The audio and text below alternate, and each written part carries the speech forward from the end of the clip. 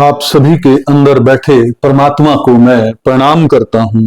आप सब पर शिव शिवा की कृपा सदैव बनी रहे, यही मेरी प्रार्थना है। तो आइए शुरू करते हैं शिव पुराण की वायव्य संहिता की इस कथा को और जानने का प्रयास करते हैं कि इस कथा के माध्यम से ऋषि मुनि हमें क्या संदेश देना चाहते हैं, क्या समझाना चाहते हैं। आज का टॉपिक है त्रिविध दीक्षा का निरूपण, शक्तिपात की आवश्यकता तथा उसके लक्षणों का वर्णन, गुरु का महत्व, ज्ञानी गुरु से ही मोक्ष की प्राप्ति तथा गुरु के द्वारा शिष्य की परीक्षा। श्री कृष्ण बोले, भगवान आपने मंत्र का महात्म्य तथा उसके प्रयोग का विधान बताया जो साक्षात वेद के तुल्य है। अब मैं उत्तम शिव संस्कार की विधि सुनना चाहता हूं, जिसके मंत्र ग्रहण के प्रकरण में आपने कुछ सूचित किया था। यह बात मुझे भूली नहीं है। उपमन्यु ने कहा, अच्छा, मैं तुम्हें शिव द्वारा कथित परम पवित्र संस्कार का विधान बता रहा हूं, जो समस्त पापों का शोधन करने वाला है। मनुष्य जिसके प्रभाव से पूजा आदि में उत्तम अधिकार प्राप्त कर लेता है, उस षड्भव शोधन कर्म को संस्कार कहते हैं। संस्कार अर्थात शुद्धि करने से ही उसका नाम संस्कार है।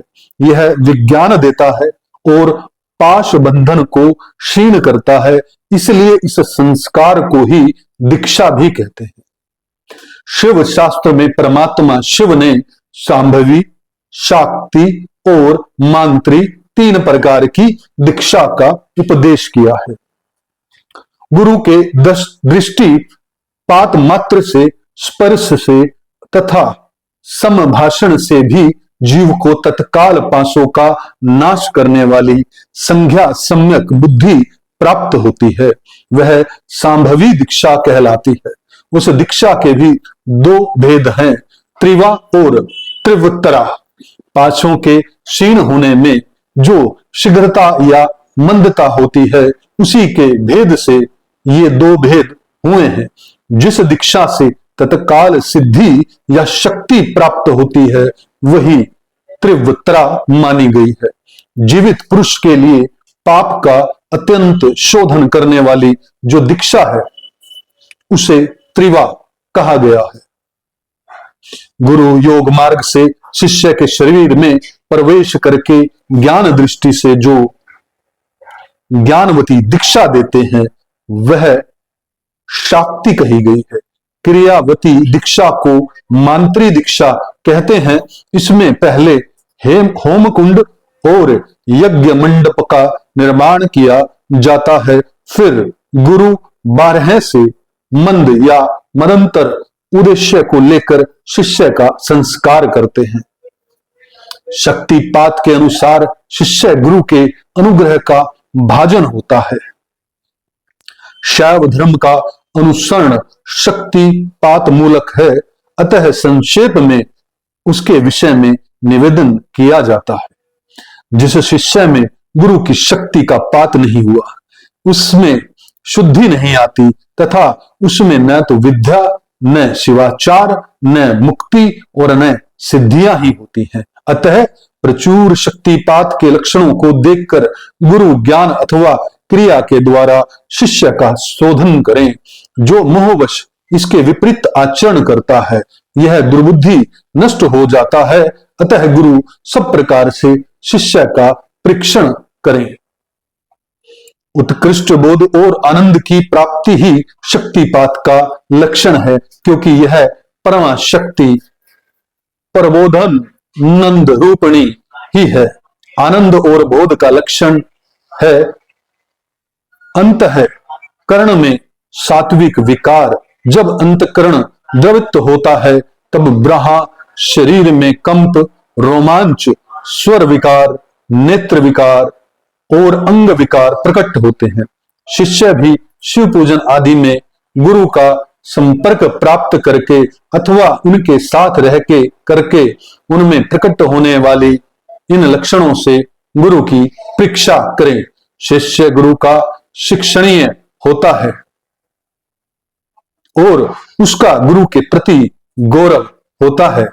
इसलिए सर्वथा प्रयत्न करके शिष्य ऐसा आचरण करें जो गुरु के गौरव के अनुरूप हो। जो गुरु है वह शिव कहा गया है और जो शिव है वह गुरु माना गया है। विद्या के आकार में शिव ही गुरु बनकर विराजमान है। जैसे शिव है वैसी विद्या है, जैसी विद्या है वैसे गुरु है। शिव विद्या और गुरु के पूजन से समान फल मिलता है। शिव सर्व देवतात्मक है और गुरु सर्व मंत्र में। अतः संपूर्ण यत्न से गुरु की आज्ञा को शिरोधार्य करना चाहिए। यदि मनुष्य अपना कल्याण चाहने वाला और बुद्धिमान है तो वह गुरु के प्रति मन, वाणी और क्रिया द्वारा कभी मिथ्याचार, कपटपूर्ण बर्ताव न करे।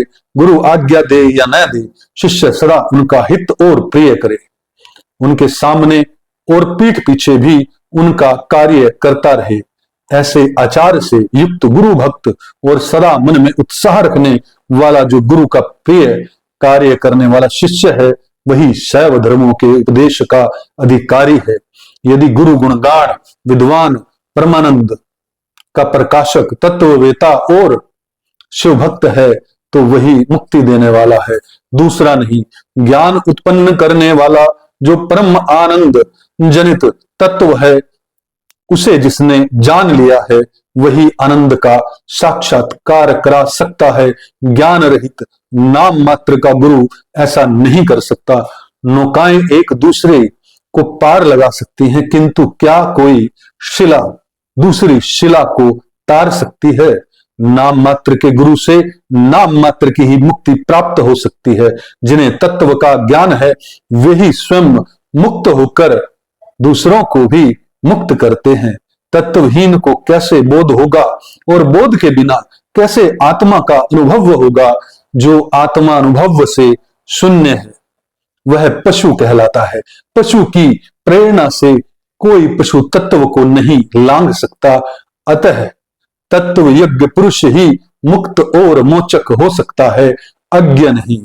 स्वस्थ शुभ लक्षणों से युक्त, संपूर्ण शास्त्रों का ज्ञाता तथा सब प्रकार के उपाय विधान का जानकार होने पर भी जो तत्व ज्ञान से हीन है उसका जीवन निष्फल है। जिस पुरुष की अनुभव पर्यंत बुद्धि तत्व के अनुसंधान में प्रवृत्त होती है उसके दर्शन, स्पर्श आदि से परमानंद की प्राप्ति होती है। अतः जिसके संपर्क से ही उत्कृष्ट बोध स्वरूप आनंद की प्राप्ति संभव है हो, बुद्धिमान पुरुष उसी को अपना गुरु चुने, दूसरे को नहीं।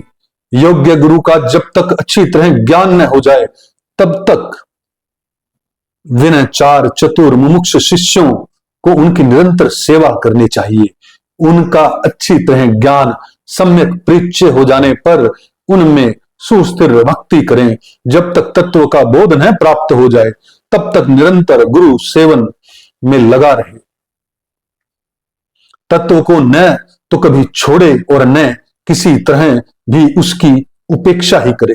जिसके पास एक वर्ष तक रहने पर भी शिष्य को थोड़े से भी आनंद और प्रबोध की उपलब्धि न हो वह शिष्य उसे छोड़कर दूसरे गुरु का आश्रय ले। गुरु को भी चाहिए कि वह अपने आश्रित ब्राह्मण जातीय शिष्य की 1 वर्ष तक परीक्षा करे, क्षत्रिय शिष्य की 2 वर्ष तक, वैश्य की 3 वर्ष तक परीक्षा करे। प्राणों को संकट में डालकर सेवा करने और अधिक धन देने आदि का अनुकूल प्रतिकूल आदेश देकर उत्तम जाति वालों को छोटे कामों में लगाकर और छोटों को उत्तम काम में नियुक्त करके उनके धैर्य और सहनशीलता की परीक्षा करे।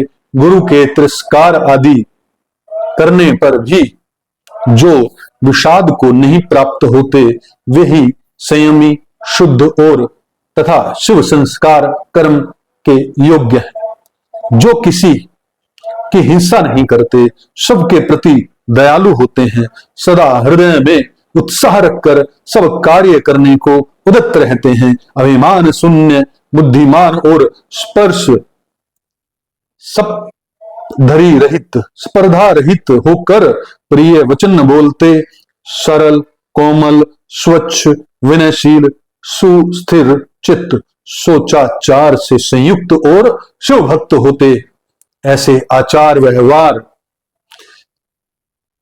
वाले द्विजातियों को मन, वाणी, शरीर और क्रिया द्वारा यथोचित रीति से शुद्ध करके तत्व का बोध कराना चाहिए।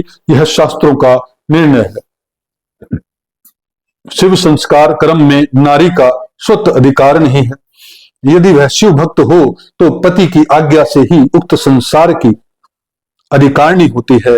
विधवा स्त्री का पुत्र आदि की अनुमति से और कन्या का पिता की आज्ञा से शिव संस्कार में अधिकार होता है।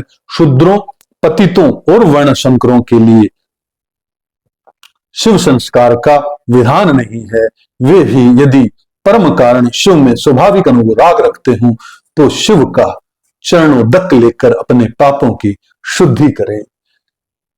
बहुत अद्भुत है यह कथा, सब कुछ बताती है हमें। दो बात आज इसके अंदर समझ आ रही है।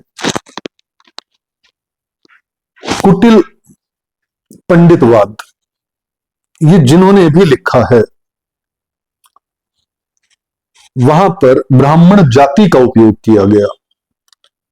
भगवत गीता के अंदर श्री कृष्ण कह रहे हैं कि जो वर्ण व्यवस्था है वो हमारी चेतना की अवस्था पर है। अगर चेतना ब्रह्म में लीन होने जैसी है, या क्षत्रिय का कर्म करने के लिए उद्युक्त है, या बिजनेस करने के लिए उद्युक्त है, या सेवा करने के लिए, मतलब जो है कि जातियां कोई नहीं है, चाहे वर्ण है, और वर्ण भी जो है वो चेतना के स्तर के आधार पर है। तो इतने समय में जब कोई भी शास्त्र बार बार जो है वो लिखे जाते हैं तो कहीं ना कहीं कुछ त्रुटि होती है। तो मेरी समझ में मैं ये त्रुटि जो है वो ठीक करना चाहता हूं। और जो आज की नजर में मेरे शूद्र जो हैं, शूद्र कौन है जो कभी मंदिर नहीं जाते?